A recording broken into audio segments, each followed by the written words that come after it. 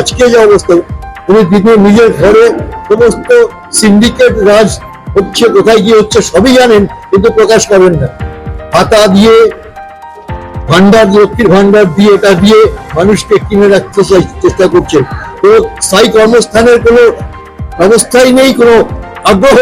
তোমার হচ্ছে আমাদের সর্বভারতীয় রাজনীতিতে শিক্ষিতভাবে আমরা পশ্চিমবঙ্গের প্রত্যেকটা আসনে 294টা আসনে আমরা লড়াই করছি বছর বাদে, 20 বছর বাদে।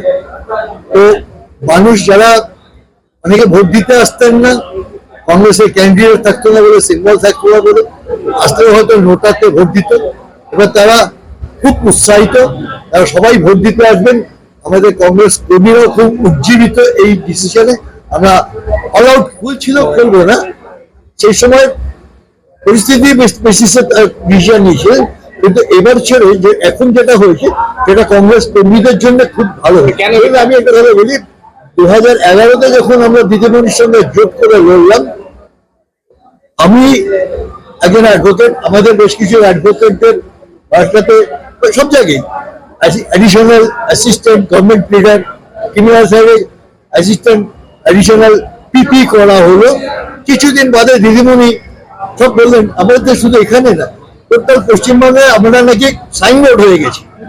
ঠিক দিদিমণির এই কথার পরে আমরা সবাই মিলে সেখান থেকে রেজিগনেশন দিলাম, বকেয়া বিল পর্যন্ত নিইনি।